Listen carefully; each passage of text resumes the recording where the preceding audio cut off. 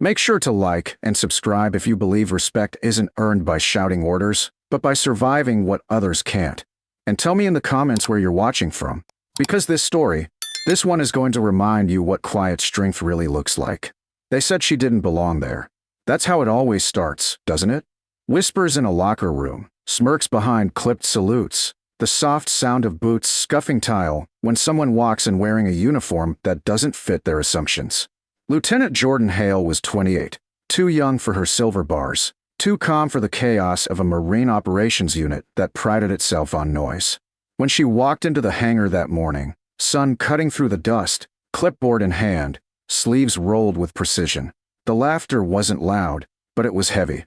Sergeant Kyle Denton, broad-shouldered and brimming with pride from his last deployment, nudged the guy next to him. "She looks like she came out of a recruiting poster, not a cockpit," he muttered. Jordan heard it. She heard everything. She just didn't react. That's the thing about people who've seen the edge. They don't explain themselves to those who have it. She took attendance, reviewed schedules, and when someone dropped a wrench near the maintenance racks, she bent to pick it up herself. That silence of hers. It got under their skin more than any lecture ever could. They called her the college pilot, the desk flyer, Miss Blackhawk Barbie. Each joke landed like a spark in dry grass, and still she never struck back. But that patience, that stillness, it wasn't weakness. It was muscle memory, because once, over a desert ridge 4 years earlier, she'd held a Blackhawk in the air on one engine with 6 wounded inside, and fire licking up the tail rotor, waiting for coordinates that never came. She'd learned that words don't win fights. Precision does. When the afternoon briefing rolled around, Denton made it a point to challenge her in front of everyone. "Ma'am," he said, drawing out the title until it dripped sarcasm. "You sure logistics is your field? We could use someone to organize the snack table." The others snickered. Jordan looked up from her notes, eyes steady, voice calm. "My field," she said, "was survival." They didn't know what to do with that, so they laughed harder. "Survival of paperwork," one called. She smiled then, small, tired, dangerous. "Of impact," she said, and turned back to the projector. For the next half hour, she outlined tactical rotation schedules, emergency drop zone coordinates, and contingency codes no one expected her to know. When she mentioned rotor clearance under live fire, Denton interrupted again. "Ma'am, you ever even been under fire?" he asked, grinning. The room went still. Jordan didn't blink. "Long enough," she said softly, "to remember the sound of it." Then she closed her binder and dismissed the room. They laughed again when she left, the way people do when they're trying to drown out the sound of their own unease. But one recruit, a young corporal named Nia Torres, watched her leave and said nothing, because something in that tone, that quiet certainty, didn't sound like theory. It sounded like memory. That night, the barracks buzzed with stories. They said she got her bars through policy. They said she'd never flown outside a simulator. Denton, fueled by pride and a few too many beers, swore he'd find her file. "If she ever touched a Blackhawk," he said, "I'll eat my ammo belt." They all laughed. And maybe that's why the next morning hit so much harder. Because when she walked into the hangar again, same calm face, same measured stride, there was something different in the air. The colonel was there too, standing beside her, holding a folder stamped confidential. "Operation Blackhawk." "Gentlemen," the colonel said, "your new operations officer isn't here for paperwork. She's here because half the men I commanded are alive thanks to her." He handed Denton the folder. Inside was a faded mission report. An emergency evac under mortar fire, pilot severely wounded, aircraft destroyed on landing. 6 survivors extracted by air thanks to Lieutenant Jordan Hale, 160th SOAR, Blackhawk Division. Denton's hands trembled as he read. He looked up slowly, meeting her eyes for the first time without arrogance, only disbelief. "You," he whispered. She didn't answer. She just said one word. Low, steady, final. "Blackhawk." The word hit the room like a thunderclap.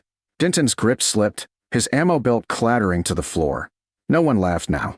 The colonel stepped back, letting silence do what ranks could not. Every Marine in that hangar suddenly remembered every joke they'd made, every doubt they'd voiced, and how small it sounded now. Jordan turned away, walking toward the open tarmac, sunlight cutting around her silhouette like she'd stepped out of another time. "Training starts at 0600, she said quietly. "If you can keep up." No anger, No pride. Just the calm of someone who'd already proven everything that mattered when no one was watching. The hangar stayed silent long after she left, the echoes of that one word still hanging in the air. Blackhawk. By dawn the next morning, Fort Callahan had gone quieter than anyone could remember. Even the usual cadence drills seemed to fall flat under the weight of what had happened in the hangar. The jokes were gone, replaced by something else. Uneasy respect, or maybe guilt, no one could tell which. Sergeant Kyle Denton avoided eye contact with nearly everyone, his usual booming laughter replaced with curt nods and muttered replies.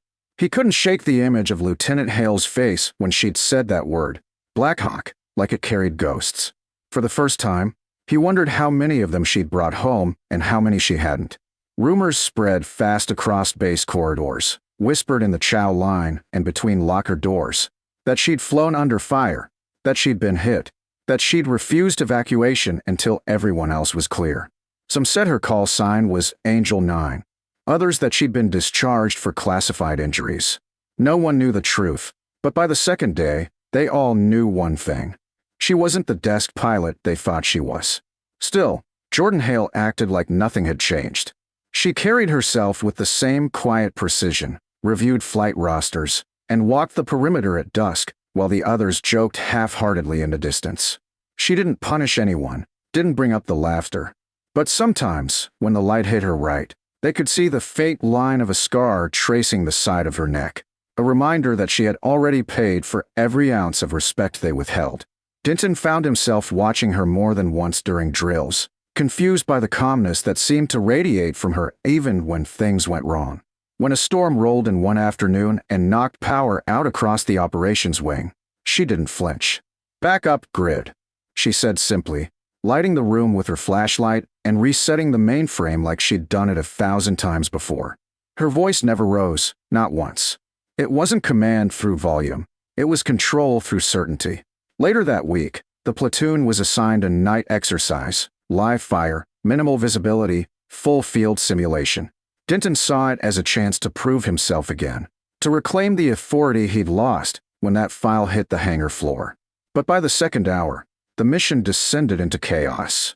A flare misfired, igniting dry brush near the perimeter fence, and within seconds the simulation had become a real emergency. Radios cut out, visibility vanished under a cloud of black smoke, and panic rippled through the unit. Denton shouted orders, but no one could hear him over the crackling fire. Then through the static, one voice broke through, calm, low, and unmistakable. "Corporal Torres, cut power to the south valve. Denton, grab 2 men and seal the west line before the fuel catches. Move now." It was Hale. Her tone didn't waver once, even as flames reached the edge of the refueling zone. Denton didn't think, he just obeyed. The 3 of them sprinted through the smoke, choking, eyes stinging, guided only by her voice-over calms, short, precise bursts of instruction that sounded like she was right there beside them. They made it just in time. The main valve sealed, the pressure dropped, and the fire was contained before it reached the hangar. When it was over, everyone stood in the ash and darkness, coughing, stunned, their adrenaline crashing into silence. Hale emerged through the haze, her uniform streaked with soot, eyes glinting with the same composed steadiness she'd had from the start. She didn't ask for thanks. She just surveyed the damage, nodded once, and said, "We'll debrief at 0700. Then she walked away. Denton stared after her, chest heaving, the weight of what had just happened finally sinking in. She'd saved them. Again, not with heroics, not with shouting, but with the same quiet authority that everyone had mistaken for softness. That night, Denton couldn't sleep. He sat alone in the barracks, the glow of his tablet reflecting off the polished metal of the ammo belt he'd once joked about eating. His fingers trembled as he pulled up the classified report again. Operation Blackhawk, 2019, Helmand Province. The words blurred together. Evac under fire. Pilot wounded, refused extraction, 6 survivors confirmed. At the bottom, in a different font, a commendation for valor under extreme duress and unwavering duty beyond the call of command. He read it 3 times before noticing the final line, barely legible beneath a smudge of ink. Recommended for Distinguished Flying Cross. Status, pending medical review. He swallowed hard. feeling something sharp twist in his chest. Pending medical review. That meant she'd been hurt bad, and she'd still finished the mission. And here he'd been laughing about snack tables. The next morning, when Hale entered the operations bay, Denton was already there, waiting. The rest of the unit watched as he stood at attention, not out of duty, but something closer to apology. "Ma'am," he said quietly, voice rough. "About the other day, I didn't know." She studied him for a long moment before replying. "You didn't ask," she said, not unkindly. Then she turned back to the flight map. He hesitated, then spoke again. "Why didn't you tell us? You could have shut us all down with one word." Hale paused, her hand resting on the edge of the board. "Because real command," she said softly, "isn't about making people stop talking. It's about making them start listening." Then she walked out, leaving him standing there, the weight of her words heavier than any reprimand could have been. From that day forward, the platoon's tone shifted. The laughter faded for good, replaced by quiet respect that didn't need to be spoken. Denton followed her orders with precision now, but it wasn't fear, it was understanding. When she spoke, people listened. When she was silent, they waited. And though no one dared bring it up again, that single word, Blackhawk, hung over the unit like an oath. They didn't know everything she'd endured, but they knew enough. She'd carried others through fire and came back with the kind of scars that teach you humility. Some people earn their ranks. Others survive them. Lieutenant Jordan Hale had done both. The day Colonel Reese arrived at Fort Callahan began like any other. Humid air rolling off the Carolina coast, the smell of fuel and sweat mixing in the morning haze.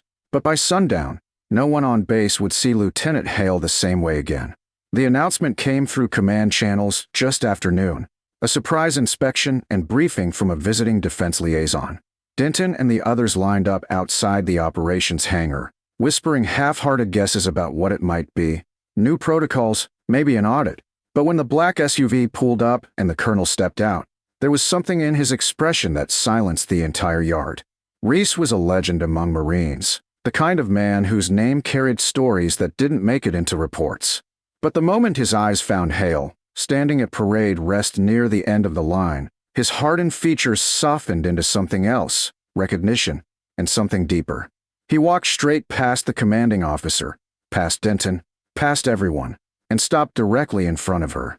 Then, without hesitation, he saluted. "You don't have to do that, sir," she said quietly. "Yes," he replied, his voice rough with memory. "I do. You're the reason I can." The base went still. He turned to the crowd, scanning the faces of every Marine who had ever doubted her, his tone turning sharp. 4 years ago, he said, I was trapped in Helmand Province after our bird went down. We were surrounded, low on ammo, radio dead. They told us extraction wasn't possible. And then a voice came through the static. Calm, clear, steady. Call sign Angel 9. She flew through artillery fire with one engine down, held the stick with her left hand because her right was shattered, and brought us home. He looked back at her, pride and grief mixing in his gaze. I watched her refuse morphine so she could keep flying. She passed out only after we touched down. Denton's throat went dry. He felt the sting of heat behind his eyes and couldn't meet her gaze. Around him, every Marine stood frozen, realizing that the woman they had mocked for being too young, too quiet, had done the impossible while they were still learning how to salute. Reese's voice dropped, heavy with finality. You laughed at her rank, he said. But when command ordered retreat, she stayed. You call her Lieutenant Hale. I call her the reason 6 families didn't get folded flax. Then he handed her something small, glinting in the sunlight. A medal she had refused to accept years earlier, its surface still scratched from sand and shrapnel. It was waiting for you, he said softly. She looked down at it, eyes unreadable, then closed her fingers around it and shook her head. It belongs to the crew, she whispered. Reese nodded, understanding. Some people chase recognition, others carry it like a wound they refuse to show. That evening, as the sun sank over the tarmac, the unit gathered quietly outside the hangar. No one had ordered them to be there. Denton stood front and center, his posture rigid, his voice low. Permission to speak, ma'am? He asked. She nodded. We were wrong, he said simply. About you. About what strength looks like. Hale met his eyes, not with triumph, but with a kind of sad understanding. You weren't wrong, she said. You were just loud. The world teaches us to listen to the ones who shout. But real command, it's the one that whispers when everyone else panics. She paused, then added softly, Blackhawk taught me that. A hush settled over them. The name wasn't just a call sign anymore. It was a promise. Weeks later, new recruits arrived, wide-eyed and green, and the veterans told the story in fragments. How a lieutenant no one respected had once grounded an entire platoon with a single word, how she flew into fire and came back alone. They didn't call it legend, they called it truth. Denton still kept his ammo belt polished, but he'd stopped wearing it loose, out of habit. Every time he passed Hale on base, he saluted first. And sometimes, late at night, he'd catch sight of her standing near the landing strip, the wind tugging at her sleeves as a helicopter roared overhead, her gaze fixed on the sky like she was still listening for ghosts. Some scars never fade. They just turn into silence that teaches. In the end, Lieutenant Jordan Hale didn't need to prove herself, because the ones who once doubted her now carried her story in the way they walked, the way they led, the way they spoke her name with quiet respect. She didn't chase applause, she inspired stillness. And long after she was transferred out, a new patch appeared on the wall of the hangar. A small Blackhawk silhouette above 5 words that summed up everything she'd ever tried to teach. Real strength never raises its voice.